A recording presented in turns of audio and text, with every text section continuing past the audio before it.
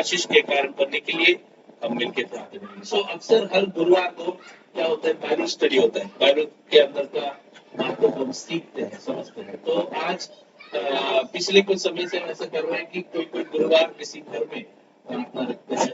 आज हम सोचे थे कि थोड़ा जल्दी आए और परिवार के साथ थोड़ा समय बातचीत करने के लिए भी समय निकाले, लेकिन थोड़ा ट्रैफिक की वजह से थोड़ा भी नहीं सके। यदि भी मिलकर प्रभु ने जो संगति दिया उसके लिए मैं प्रभु का धन्यवाद करता हूँ। सो आगे के कुछ समय हम प्रभु के वचन से थोड़ा मनन करने जा रहे हैं। सो आज पवित्र आत्मा ने मेरे हृदय के अंदर आप लोगों से बताने के लिए जो वचन का भाग दिया वो भी इसी के संबंध में है कि यीशु मसीह के आगमन के बारे में और अंतिम दिनों में होने वाले विषयों के बारे में हम थोड़ा सा मनन करने वाले हैं। ठीक है, सो बाइबल की ओर हमारे ध्यान को लगाएंगे। मसीही विश्वास पूरा बाइबल के ऊपर आधारित है, इसलिए बाइबल को हम इतना सम्मान करते हैं, इतना हम बाइबल को आदर देते हैं कि हर एक प्रसंग में हम किस चीज का इस्तेमाल करते हैं, बाइबल को हम इस्तेमाल करते हैं। चाहे कोई निराशा में हो, चाहे कोई दुख में हो, चाहे कोई मृत्यु का घर हो, बर्थडे हो, हर परिस्थिति में हम क्या करते हैं, बाइबल के अंदर के वचनों से हम आश्वासन पाते हैं। समझ में आया? तो आज इस घर में दुखित भी लोग हैं और वचन सीखने वाले लोग हैं, सब तरीके के लोग हैं, तो भी हर एक जन को एक समान फायदेमंद होने वाला एक चीज है प्रभु का वचन। इसलिए उस वचन से हम बात करेंगे तो प्रार्थना पूर्वक करेंगे, पवित्र आत्मा आपसे भी बातें करने वाले। मेरे साथ चलेंगे लूका का सुसमाचार, लूका रचित शुभ वर्तमान। थोड़े लोग मराठी में भी है, इसलिए मैं बीच में थोड़ा थोड़ा मराठी में बोलूंगा, आप लोग समझदारी के साथ रहिए। सो लूका का सुसमाचार उसका 20वां कलम की ओर आएंगे।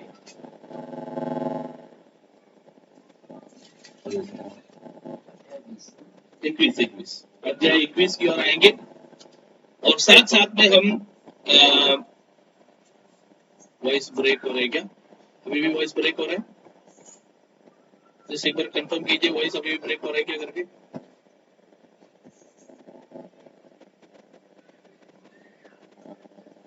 या वॉइस अभी भी ब्रेक हो रहा है क्या? कोई तरह बताएंगे आवाज।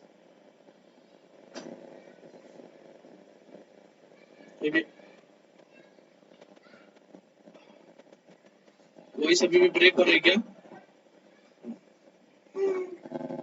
भक्ति आंटी आवाज बराबर आ रहा है? ये वॉइस ब्रेक हो रहा है क्या?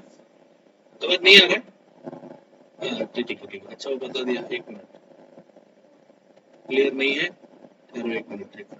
ये टीपी लिंक आपको है ना? एक मिनट जरा वाईफाई को ज्वाइन करता हूँ।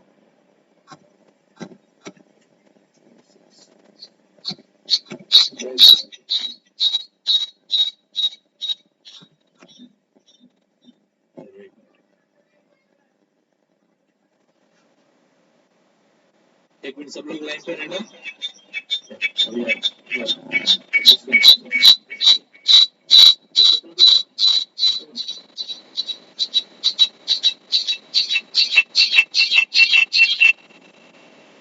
चालू रहेगा लेकिन आवाज अभी आवाज बेहतर है क्या? अभी आवाज फर्क है, बेहतर है? अभी भी अच्छा नहीं है आवाज? ओके ठीक है, तो फिर एक काम करो, सुभाष ब्रदर आप वापस ऑडियो ज्वाइन करो। एक मिनट, आपका आवाज अभी आएगा। एक मिनट चालू रखो सब लोग।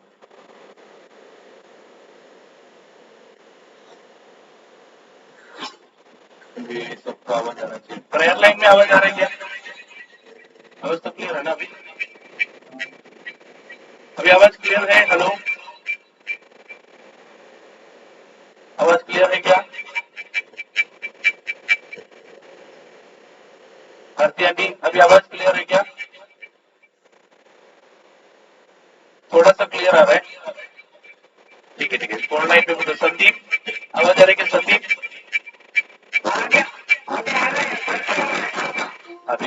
आप डिस्कनेक्ट करो उधर।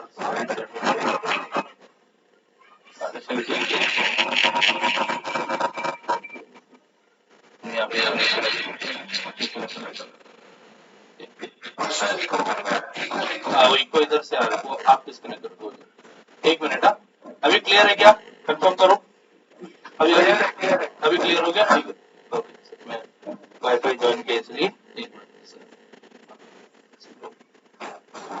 हाँ आ रहा है ना? एक मिनट एक मिनट। अभी अभी अभी ठीक है क्या? अभी ठीक है, अभी ठीक है। या अभी वाईफाई से ज्वाइन किया हूँ, अभी होना चाहिए सही। ठीक है, ओके ठीक ठीक है, thank you. Alright, thank you. आप लोग ने बता दिया, ये तो ऐसे चलते रहता था। ओके, एक मिनट, मैं जस्ट कैमरा भी ऑन कर देता हूँ।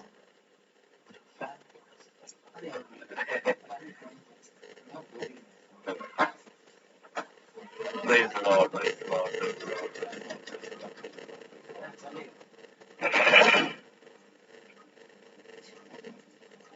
ओके, अभी ये आवाज क्लियर है करके विश्वास करता हूँ। आगे बढ़ेंगे हम, या ठीक या।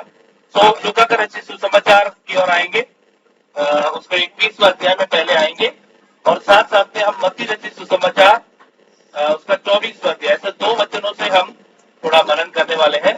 पहले लूका का सुसमाचार, वैसे हम मनन करेंगे लूका रचित सुसमाचार 21वां अध्याय में आ जाओ, और साथ साथ में एक दिन मत्ती रचित सुसमाचार 24वां अध्याय में आ जाओ। यीशु मसीह और उसके चेले लोग एक बार उस समय पे जो बड़ा एक आराधना करने का जगह था, और उस समय के जो लोग प्रभु की आराधना करने के लिए जो जगह पे इकट्ठा होते थे, वो जगह पे यीशु मसीह और उनके चेले लोग एक बार सामने आए। वो मंदिर के सामने आए तो यीशु के चेले लोग बहुत खुश हो गए, और यीशु को बोलने लगा, अरे देखो ये मंदिर देखो, यीशु कितना बढ़िया है, हा? कितना अच्छी तरह से बना हुआ मंदिर है, ये आपको इसके बारे में क्या कहना है? तब यीशु मसीह क्या बोलता है? लूका का सुसमाचार देखो 5वां अध्याय 21वां अध्याय का 5 और 6 कलम पहले पढ़ो, 5 और 6 जरा पढ़ो, क्या पढ़ो?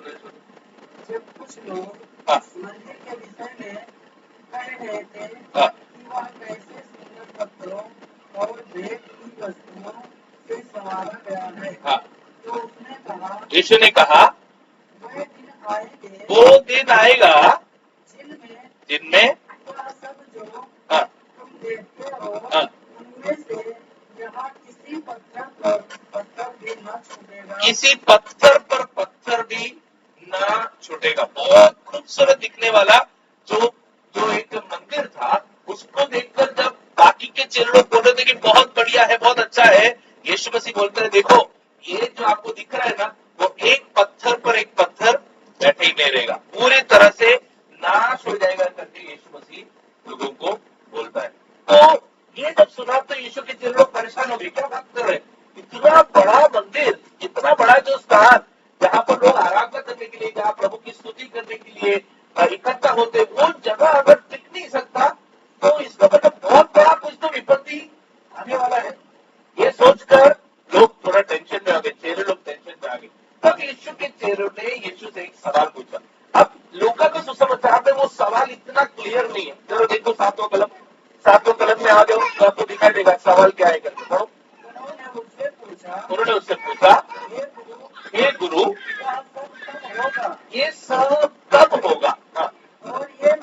और ये बातें जब पूरी होने पर होगी तो उस समय का क्या चिन्ह होगा? चिन्ह क्या होगा करके पूछते हैं।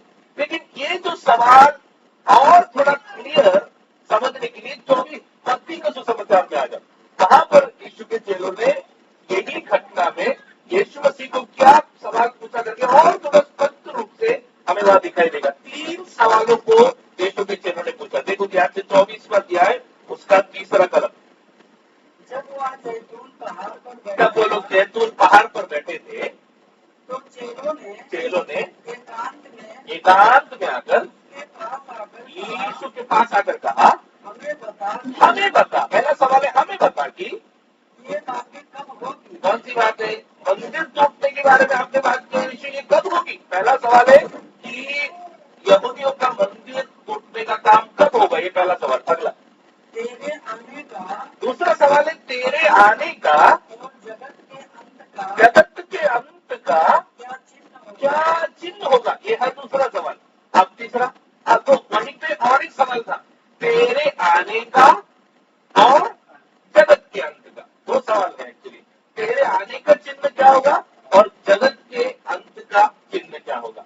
तो ये तीन सवाल चेलों लोगों ने पूछा, तो यीशु मसीह ये तीनों चीजों का जवाब उनको देता है। तो तीन सवाल कौन सा याद करेंगे। पहला सवाल क्या है, यीशु ने चेलों ने पूछा कि ये मंदिर खत्म, ये मंदिर टूटेगा करके आपने बोला, ये कब होगा। दूसरा सवाल क्या है कि तेरे आने का समय कब होगा। तीसरा सवाल है जगत का अंत कब होगा।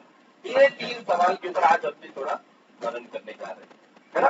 तो तीन बातें, अब इस बात को समझाने के लिए हमने आप लोग के लिए क्या किया है, एक छोटा सा पावर पॉइंट के अंदर हमने आपको एक चित्र बनाया ताकि उसको समझे और हम जो बताना चाहते हैं इस बात को आप अच्छी तरह से समझ पाए। देखो छोटा सा चित्र आपको दिखाई दे रहा है ना, थोड़ा बहुत दिखाई दे रहा है। जो भी ऑनलाइन है आपको भी दिखाई देगा, एक क्षण दीजिए, आपको भी दिखाई देगा।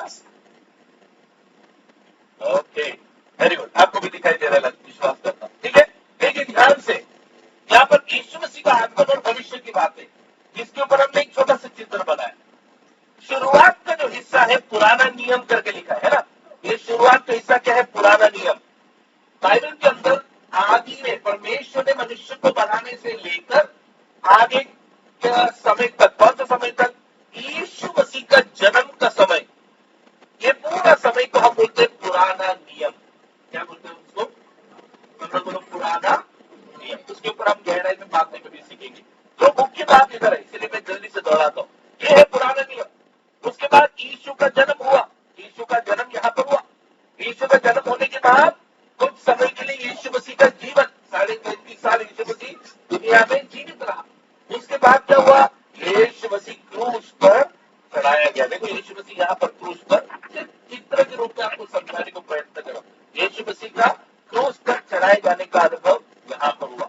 उसके बाद क्या हुआ, यीशु मसीह गाड़ा गया और स्वर्ग में वो उठा लिया गया। यीशु मसीह मारा और स्वर्ग में वो उठा लिया गया। ये तो समझ में आ गया। अब उसके बाद क्या हुआ, कलीसिया का समय, मतलब आज हम इधर, ये जो दिख रहा है लाल, आज हम यहाँ पर है, ये कलीसिया का समय। यीशु मसीह क्रूस पर मरा करीबन 2000 साल पहले, और उसके बाद यहूदियों के ऊपर थोड़ा सा पीड़ा आया। यहूदी कौन, इस्राएल लोग। इस्राएल कौन, ये वही मंदिर के लोग जिसके सामने पूछ रहे हैं कि ये मंदिर कभी टूटेगा करके। तो ये जो इस्राएल लोगों के ऊपर 3 टाइम पर पीड़ा हुआ। एक तो यीशु मसीह के मृत्यु के तुरंत बाद एक राजा था, तीतुस नाम का राजा, उसने आदि यहूदी देश के सारे चीज को तोड़ फोड़ कर खत्म कर दिया, वहां के लोगों को गुलाम कर दिया और वहां पे बहुत ज्यादा पीड़ा लाया। इतना हुआ कि मंदिर तोड़ दिया उसने और बहुत बड़ा पीड़ा लोगों के ऊपर हुआ। उसके बाद हम देखते हैं कि बहुत समय के बाद हाल ही में 1940 हिटलर नाम के एक राजा के साथ, आपने सुना होगा हिटलर नाम का, जर्मनी में हिटलर नाम का, अपने हाल में 1947 वो 46 समयों के अंदर हिटलर नाम का एक राजा ने, एक बड़ा अधिपति ने यहूदी लोगों को पूरी तरह से सर्वनाश कर दिया।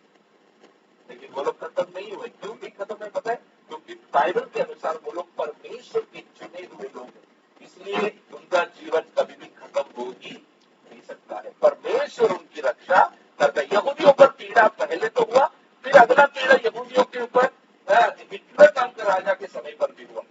उसके बाद आगे कुछ समय के बाद ऐसी घटना होने वाली है, कलीसिया का समय है ना, हम यहाँ पर है। अब अगला जो मेन घटना जो होने वाला है वो ये है, बादलों में यीशु का आगमन। क्या होने वाला है, बादलों में यीशु प्रकट होने वाला है। तो यीशु का सवाल, यीशु के चेलों ने एक सवाल पूछा कि तुम्हारा आगमन का समय कब होगा करके। क्या तुम्हारा आगमन का समय कब होगा, यीशु तो कब आएगा, एक सवाल पूछ रहे। तो वो आगमन कभी है, इधर है कि बादलों में यीशु का आगमन। तो यीशु के चेलों ने 3 सवाल पूछा। पहला सवाल क्या था, ये मंदिर कब टूटेगा, वो कब हुआ, या ये टाइम पर हो गया, ये वाला समय पर मंदिर टूट गया। अगला सवाल था तेरा आना कब होगा, आगमन वो कभी है, ये टाइम पे बादलों में यीशु का आगमन।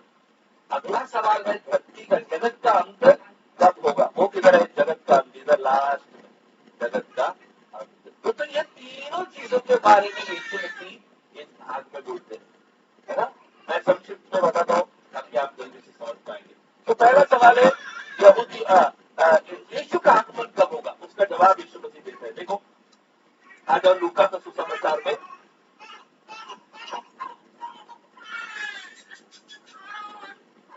हाँ क्या हो गया, क्या हो गया, है?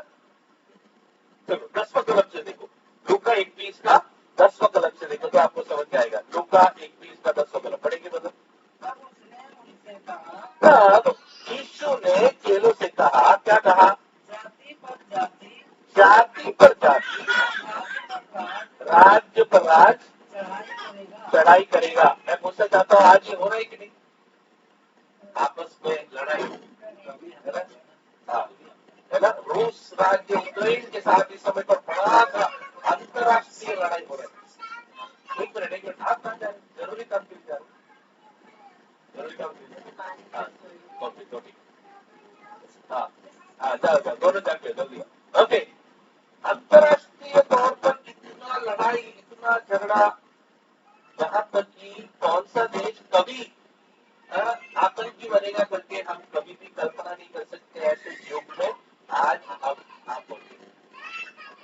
तो यीशु मसीह का आगमन, ये जो आगमन जो था ना, बादलों में यीशु का जो आगमन है, उसका सबसे पहला चिन्ह क्या है बताए?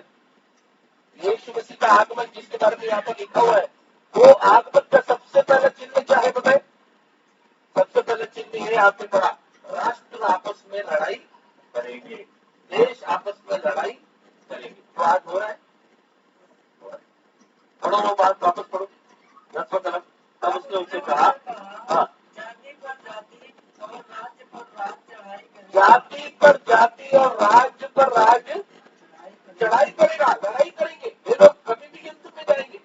तो यहाँ पर हम देखते हैं कि एक राजनीतिक चिन्ह दिखाई दे रहा है, पॉलिटिकल साइन, राजनीतिक चिन्ह दिखाई देगा। कब? यीशु का आगमन जितना जितना नजदीक होगा, राजनीतिक तौर से पॉलिटिक्स के अंदर इतना झगड़ा होगा, इतना सारा तनाव दिखाई देगा। आगे बढ़ो। अगला क्या लिखा है? बड़े बड़े भूकंप होंगे। फिर क्या लिखा है? हाँ, क्या लिखे? भूकंप होंगे, अकाल होंगे, फिर महामारी होंगे और एक चीज है, हाँ, आकाश में बड़े बड़े चिन्ह होंगे। कौन सा चीज नहीं हो रहा है जरा सोचो? भूकंप हो रहा है कि नहीं? कई सारे भूकंप कई सारे जगह पर हो चुका है ना? दूसरा क्या लिखा है? भूकंप और फिर महामारियां। कोविड के समय पर तो एक के बाद एक महामारियां आ चुके। अकाल, अकाल में लिखा हुआ है। अब देखते हैं कि खाना नहीं मिलने वाले, मैंने एक जगह पर पढ़ा कि इस दुनिया में करीबन 85%, 85% लोग भूखे जी रहे हैं। हमको अगर कम से कम 2 टाइम का खाना मिलता है तो हम दुनिया के भोजन खाने वाले 8% या 9% के अंदर आते हैं। अगर हमें एक टाइम को खाना मिल रहा है तो दुनिया के अंदर के 25 या 15-20% के अंदर आने वाले लोग हैं। अगर एक टाइम कभी खाना नहीं मिलता है तो करीबन 70-80% लोगों के अंदर हम होंगे। इतना अकाल, कमी, भोजन की कमी आज दुनिया में। क्या क्या पड़ा? भूकंप, अकाल, महामारी और एक आकाश में चिन्ह। ये 4 चीज हमने देखा। ये 4 चीज कहाँ दिखाई देता है? प्रकृति में दिखाई दे रहा है। तो यीशु मसीह बोलता है कि ये किसका चिन्ह है? यीशु मसीह का आगमन का चिन्ह है। तो राजनीतिक तौर पे चिन्ह दिखाई देगा। दूसरा क्या है? प्रकृति में चिन्ह, प्राकृतिक चिन्ह आपको दिखाई देगा। अगला तरफ पढ़ो। हाँ, इन सब बातों से पहले वो मेरे नाम के कारण तुम्हें पकड़ेंगे और सताएंगे और पंचायतों में सौंपेंगे और बंदी गृह में डलवाएंगे और राजा और हाकिमों के सामने ले जाएंगे। इसके बारे में लिखा है। जो यीशु मसीह का पीछा करते हैं उसके बारे में लिखा है। आज हम सुनते हैं कई सारे जगह पर ईसा मसीह का पीछा करने वाले लोगों को बहुत सताया जा रहा है, लेकिन जब हम लोगों को सताया जा रहा करके हम सुनते हैं ना, तो हम भड़कते नहीं है, बल्कि हम ये सोचते हैं कि ये इसलिए हो रहा है क्योंकि ये हमके आगमन बहुत निकट है। ये इसलिए हो रहा है क्योंकि यीशु ने बोला ऐसा होगा करके। तुम सताए जाएंगे, बाइबल में लिखा है, आपने पढ़ा ना, क्या होगा? तुम्हें मेरे नाम की खातिर तुम्हें लोग पकड़ेंगे, सताएंगे, पंचायत तुम्हें सौंपेंगे, अंगीकृत या कैद में डालेंगे, राजाओं हाकिमों के सामने तुमको ले जाएंगे।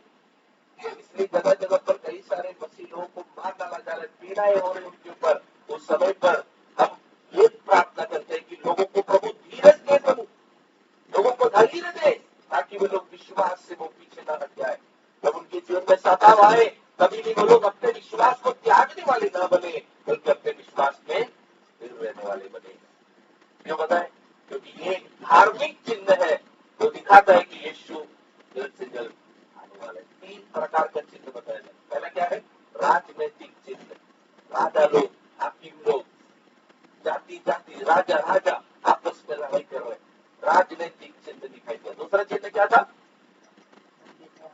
प्रकृति में दिखाई देने वाले चिन्ह। आकाश में भूकंप, सॉरी, धरती में भूकंप, महामारी, प्रकृति में चिन्ह दिखाई देंगे। तीसरा क्या लिखा है? तीसरा कहा चिन्ह दिखाई देगा आपको? धार्मिक परिस्थिति में, धर्म के कारण आपको सताए जाएंगे। आज हो रहा है ये चीज, लेकिन ये 3 चीज आप जब देखते हैं, जब एक यीशु मसीह पर विश्वास करने वाला व्यक्ति जब ये चीज को देखता है तो वो समझ जाता है कि मेरा परमेश्वर बादलों में आने का समय बहुत निकट हो गया है। इसलिए वो निराश नहीं होगा, बल्कि वो आनंद मनाएगा, प्रभु का धन्यवाद करेगा कि प्रभु तो मुझे ताकत दे रहा है, धैर्य दे रहा है, धीरज दे रहा है। तो 3 प्रकार के चिन्ह दिखाई देंगे यीशु मसीह के आगमन के समय पर। तो हम लोग अभी इसका मतलब, अगर ये तीनों चिन्ह आ गए, इसका मतलब हम ये जो समय का एकदम करीब पहुंच गए, खत्म होने जा रहे हैं। तो एक बड़ा घटना होने वाली है, वो क्या है? यीशु मसीह बादलों में आने वाला है। धरती पर नहीं आएगा, बादलों में आएगा। आप देखते हो, अभी बाइबल में सिखाया ऐसा कि जब वो पढ़ लेता हूँ, मैं सिर्फ बोलने से नहीं चलेगा। पहला थिस्सलुनीकियों की पहली पत्री, गलाती, एफेसी, फिलिप्पी, कोलोसी के बाद में आने वाला पुस्तक है थिस्सलुनीकी। 4 अध्याय तो एक दिन निकालेंगे। पहला थिस्सलुनीकी 4 अध्याय उसका 16 कलम से पढ़ो। पहले थिस्सलुनीकियों की पत्री 4 अध्याय, पन्ना नंबर 284 हिंदी बाइबल में 284, 4 अध्याय का 16 कलम, 4 का 16। क्योंकि प्रभु आप ही स्वर्ग से उतरेगा। उस समय क्या होगा? ललकार और प्रधान दूत की शब्द सुनाई देगा। ललकार होगा, मुख्य जो स्वर्गदूत है उसका आवाज सुनाई देगा। और तीसरा और एक चीज है, परमेश्वर की तुर ही फूकी जाएगी। 3 चीज होगी, तब क्या होगा? जो मसीह में मरे हैं, जो मसीह में मर गए हैं, जो यीशु मसीह पर विश्वास करते हुए मरे हैं, वे पहले जी उठेंगे। सुबेदार भाई प्रभु को जानते हुए प्रभु में निद्रा पाए मरे, इसलिए हमारे से पहले यीशु बादलों में आएगा तो वो उठ के जाएंगे। बाइबल में लिखा है वो मसीह में मरे वो लोग पहले उठेंगे। फिर क्या लिखा है? तब हम जो जीवित और बच्चे हैं इस दुनिया में, मरे नहीं और बच्चे हैं, उनका क्या होगा? हम भी उनके साथ बादलों में आगे तो मिस किया आपने कि हवा में हम प्रभु से मिलेंगे। तो आप पूछेंगे पास्टर क्या बकवास कर रहे हैं? आप बोलते हो कि यीशु मसीह पर विश्वास करने वाले सीख जाएंगे, बाकी कि हम लोग सबके इधर पड़े रहेंगे। जाहिर सा सवाल। तो इसको समझाने के लिए मैं आपको बताना चाहता हूँ, एक जो वैज्ञानिक, बड़े वैज्ञानिक जो प्रभु को जानते थे, वो अपने लैब में काम कर रहे थे। काम करते करते उनके ध्यान में, उनके पास उनका एक दोस्त आया जो प्रभु यीशु मसीह को मानता नहीं था। और उन्होंने आगे बोला, अरे आप वैज्ञानिक हो, आप विज्ञान को जानने वाले व्यक्ति हैं, आप इतना पढ़े लिखे व्यक्ति हो, आप ये सब तत्व कैसे मान सकते हो कि यीशु आएगा और सिर्फ आप उठा ली जाएंगे, बाकी हम लोग सब यहाँ ठहर जाएंगे। ये सब आप कैसे विश्वास कर सकते हो करके उन्होंने उनसे पूछा। अब इन्होंने सोचा इसको कैसे समझाए, तो वहां पर एक कागज के अंदर थोड़ा सा कुछ एक कचरा जैसा कुछ पाउडर टेबल पे पड़ा था।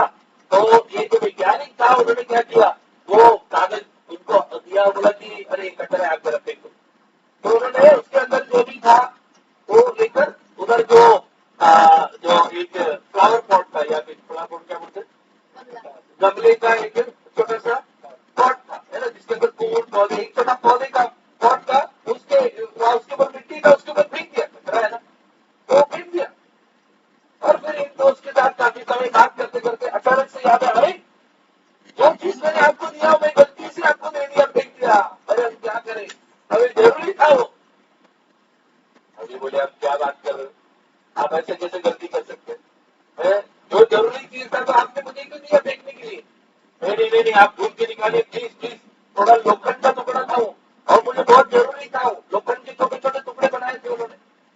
तो ये भाई साहब दो दूसरे साथ में परेशान हो गए, बोले कि आप कैसे नहीं, जब तो फेंक दो मिट्टी के अंदर हो। तो इन्होंने बोला चलो मेरे पास एक आइडिया है। उन्होंने क्या किया, एक बड़ा सा चुंबक लिया, और वो चुंबक लेकर धीरे धीरे धीरे जहां गिरा था वहीं पर थोड़ा समय के लिए इस चुंबक को जैसे ही घुमाया तो मिट्टी के अंदर से चिपका हुआ वो जो लोहा भी क्या हुआ, चिपक कर इस चुंबक के ऊपर आके चिपक गया। और फिर उन्होंने समझा जैसे मिट्टी के अंदर चिपके बैठा हुआ वो लोहा इस चुंबक पर चिपक गया ना, वैसे ही तब यीशु का आगमन होगा। जो यीशु मसीह पर विश्वास करते हैं, यीशु मसीह को अपने जीवन में स्वीकार किए हैं, वे सब उठा लिए जाएंगे। अब यीशु मसीह खुद उसका एक उदाहरण देता है, देखो तो आगे पढ़ेंगे तो आपको दिखाई देगा। नहीं रुको तो यीशु मसीह खुद ही उसका एक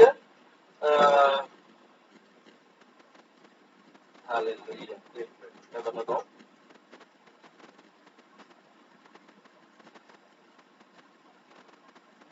या इस भाग में नहीं, शायद दूसरा एक भाग में है। आप यीशु मसीह बोलता है कि जैसे एक शव शरीर का भनक लगते ही जो गीत जैसे पक्षियां दूर दूर से आ जाते हैं, गीत समझते ना, वल्चर बोलो या ईगल बोलो, उनको दूर से उनको भनक लग जाता है कि यहाँ पे कोई शव शरीर है। और जैसे एक शव शरीर के पास गीत जैसे गरुड़ जैसे पक्षियां इकट्ठे हो जाते हैं बिना बताए, उसी तरह होगा यीशु के आगमन पर उस पर विश्वास करने वाले सभी लोग उठा लिए जाएंगे। तो शायद एक सवाल आपके मन में आएगा, क्या मैं भी उठा लिए जाऊंगा, मैं कभी रह जाऊंगा।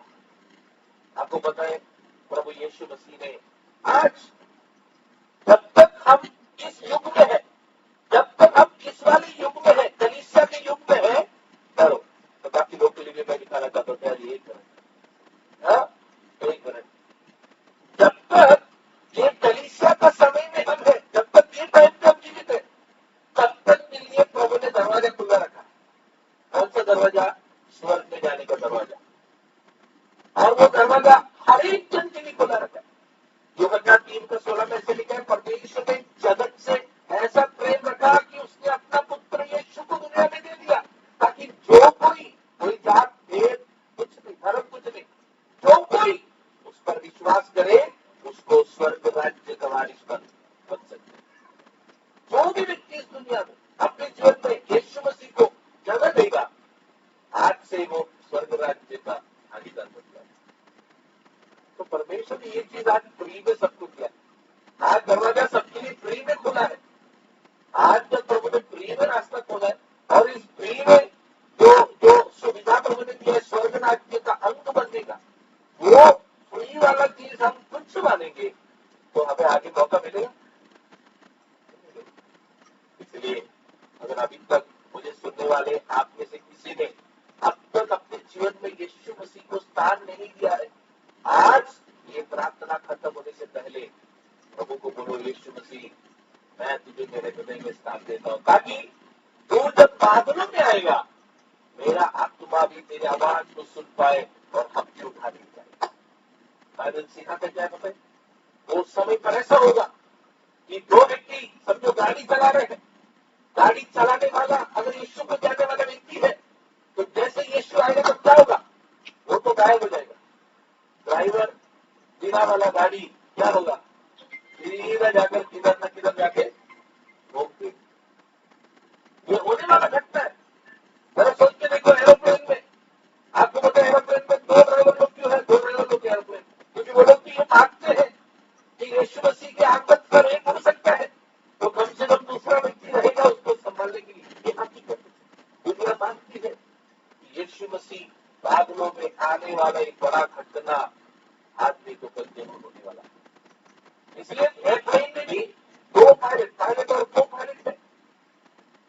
लेकिन जरा सोचो, अगर मेन पायलट यीशु मसीह के आगमन पर गायब हो गया और दूसरा वाला भी अगर यीशु को जानते वो भी गायब हो गया तो प्लेन तो क्या होने वाला है। तो आप याद रखिए, ये बड़ा एक घटना जल्द से जल्द इस दुनिया में होने वाला है। यहाँ क्या होगी, एक ही रात या एक ही दिन अचानक से खबरें आएगी, कुछ लोग गायब हो गए, कुछ लोग एकदम से गायब हो गए, किसी को समझ में नहीं आ रहा। ये प्रचार यूट्यूब पे हम डालने वाले हैं। उस टाइम पे अगर कोई यूट्यूब पे सुनेंगे वचन तो आप याद करेंगे कि हाँ, आज मास्टर ने बोला था और मौका दिया था यीशु मसीह को अपने जीवन में ग्रहण करने। लेकिन मैं आपको बोलता हूँ, यदि आप में से हर एक जन मेरी बातों को मानेंगे और यीशु को अपने जीवन में ग्रहण करेंगे तो मैं और आप यहाँ पर नहीं रहेंगे, हम यहाँ से गायब हो जाएंगे। ये बड़ी घटना इस दुनिया में होने वाली है। दुनिया नहीं मानेगी, दुनिया बोलेगी तुम बेवकूफ हो, कोई बात नहीं। ये सच्चाई है। इतना इतिहास में जो कुछ हुआ आदम से लेके यहाँ तक यीशु मसीह के समय तक और आज भी जो कुछ बातें बाइबल में लिखी अगर हुई तो आने वाले दिनों में भी होने वाला है। और इस घटना के बाद, यीशु मसीह के आने के घटना के बाद अगला तो 7 साल है ना, 7 साल शैतान का राज इस दुनिया में होगा। कैसे होगा पता है, जैसे इतना सारा बवाल हो जाएगा, इस दिन इतना सारा बवाल हो जाएगा, एक व्यक्ति उठ खड़ा होगा, बोलेगा देखो देखो मेरे पास एक सोल्यूशन है, मेरे पास एक परिहार है। और वो व्यक्ति सारे जगत को नियंत्रण करना शुरू करेगा और वो व्यक्ति 7 साल तक जगत के ऊपर नियंत्रण करेगा। शुरुआती 3.5 साल इजराइल लोगों को अपने कब्जे में लेगा और उनको सिखाएगा और समझाएगा कि जो मसीहा के लिए तुम बाट जोड़े थे वो मैं ही हूँ। इजराइल लोग मान लेंगे। और 3.5 साल के बाद क्या होगा, ये देखो बराबर 3.5 साल के बाद क्या होगा, अचानक से ये जो शैतान, एक्चुअली शैतान करके हमें नहीं दिखा जाए, चला गया कि बहुत अच्छा आदमी और सबका परोपकार करने वाला भला आदमी करके दिखने वाला एक महान राजा या महान लीडर, वो क्या करेगा 3.5 साल के बाद एक बड़ा मूर्ति अपना स्थापना कर देगा। कहाँ स्थापना करेगा, यही मंदिर जो यीशु मसीह बोला था ना, वही मंदिर को स्थापना करेगा। और जैसे ही वो स्थापना करेगा यहूदी लोग समझ जाएंगे कि जो खुदा के ऊपर वो लोग विश्वास कर रहे हैं, वो खुदा ने उनको बोला था कि मैं आत्मा हूँ, मेरा कोई आकार या रूप तुम्हें बनाना नहीं है, तो ये तो परमेश्वर नहीं है, ये झूठा है करके 3.5 साल के बाद समझ जाएगा। फिर अगला 3.5 साल इजराइल लोग क्या करेंगे, इस लीडर के साथ उनका लड़ाई चलता रहेगा, इजराइल लोग थक जाएंगे और 3.5 साल का युद्ध के बाद दोबारा यीशु का आगमन होगा, जिसके बारे में यीशु अगला किस्सा बोलता है। ठीक है, अभी यहाँ पर मैं सवाल करता हूँ, बहुत ज्यादा हो जाएगा तो ओवरडोज हो जाएगा। ठीक है, थोड़ा बात समझ में आया। अभी हमको करना क्या है, ये जो पहला आगमन है यीशु मसीह का बादलों में, उसमें हमको जाने के लिए हमें ठिकाना बनाना जरूरी है। नहीं तो इस दुनिया में हम रह जाएंगे। इस दुनिया में अगर रह गए तो किसका राज होगा दुनिया में, शैतान का राज होगा। बाइबल में लिखा है कि इस राज्य के टाइम पे, ये शैतान के राज के टाइम पर हर एक इंसान को, जैसे आज आधार कार्ड है, बिना आधार कार्ड के बैंक में अकाउंट बना सकते हैं, नहीं बना सकते। और आधार कार्ड में क्या है बताए, आपका अंगूठा है और आपका आंखों का रेटिना का निशान है, हाथों का चिन्ह है और आंखों का चिन्ह है। बाइबल में लिखा है प्रकाशित वाक्य में कि अंतिम समय में कुछ भी अगर किसी को बेचना है और खरीदना है तो उनको हाथ के ऊपर यहाँ पर अपने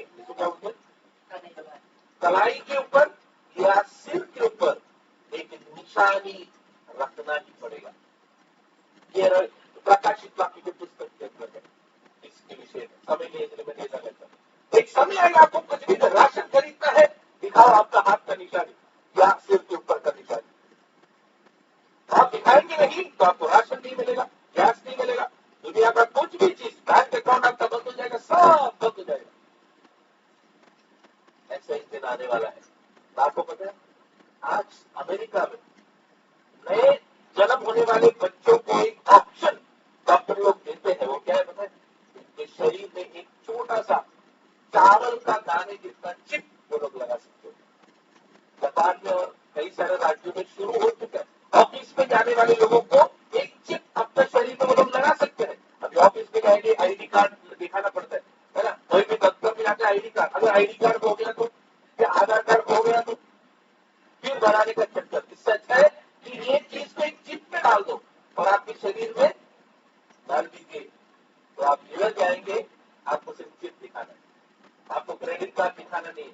आपको पता ही नहीं, पता नहीं आज ऐसा सुविधा है कि अगर हमारे पास क्रेडिट कार्ड है या कार्ड है तो कार्ड का मशीन इस प्रकार से, तो मशीन तुमको स्वाइप भी नहीं करना है, मुझे सिर्फ दिखाना है। वाईफाई से मैं पेट्रोल भर सकता हूँ, वाईफाई से मैं बोलते ना लेन देन कर सकता हूँ। थोड़ा समय के बाद क्या होगा, जो कार्ड का जो अंदर का चिप है वो मेरे शरीर के अंदर लोग दिखाएंगे और वाईफाई से मेरा ट्रांजैक्शन हो जाएगा। मैं आपको और एक हैरतअंगेज की बात बोलना चाहता हूँ, आपका होश नहीं होता कि ध्यान से सुनो। बाइबल में क्या लिखा? और हैरतअंगेज की बात यह है कि वैज्ञानिक लोगों ने ये ढूंढ के निकाला है कि शरीर के अंदर अगर ये चिप को बिठाना है तो केवल 2 ही जगह है कि ये चिप को बिठा सकते, क्योंकि ये चिप को पावर चाहिए ना, बिना चार्जिंग के चलेगा कैसे? इतना सारा डेटा उसके अंदर रखा है तो मोबाइल चार्ज करना पड़ता है, तो ये चिप को चार्जिंग कैसे करेंगे? तो चार्जिंग करने के लिए हमारे शरीर के अंदर धड़कन होने वाली 2 जगह है। और क्या होता है? जो हाथ रखते रहे तो आपकी वो 2 धड़कन के अंदर से पावर लेकर ये हाथ के धड़कन के यहाँ पर आप चिप लगा सकते हैं करके वैज्ञानिकों ने ढूंढ निकालते हैं। और आप ध्यान से देखिए आपके सिर के साइड में भी धड़कन चला देगा, यहाँ से भी पावर लेकर चिप लगा सकते हैं। बाइबल कितना सच है।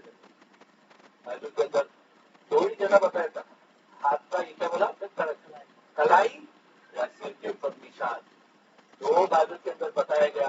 वो कितना सच है। मैं चाहता हूं कि आप में से कोई भी ये 7 साल के अंदर ना बचे, क्योंकि उससे पहले यीशु के आगमन में हम उठा जाए। उसके लिए आज एक ही चीज करने को प्रभु बोल रहे, प्रभु यीशु मसीह को अपने हृदय के अंदर, कोई जात बदलने को, धर्म बदलने को, नाम बदलने को प्रभु नहीं बोल रहे।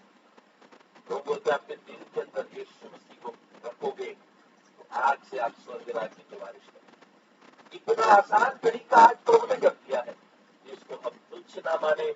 और मेरी आवाज को सुनने वाले मेरे प्रिय भाइयों बहनों, आप में से किसी ने भी अभी तक यीशु मसीह को अपने हृदय के अंदर स्थान नहीं दिया है, तो आज ये प्रार्थना समाप्त करने से पहले अपने हृदय के अंदर यीशु को स्थान दीजिए। बाइबल की बातों को सुनने को तत्परी कीजिए, बाइबल के वचन के अनुसार चलने को प्रयत्न कीजिए। निर्णय लीजिए कि इस बाइबल के अंदर की बातों के अनुसार मैं चलूंगा।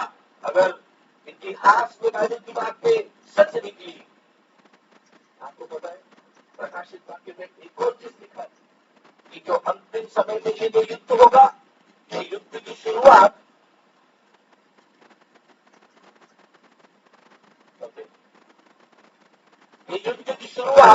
कहां से होगी बताए? उत्तर से एक राज्य से शुरू होगी करके लिखा, कहां से? उत्तर से। और सुन रहे हैं हम, रशिया और यूक्रेन का भारी लड़ाई चल रही है।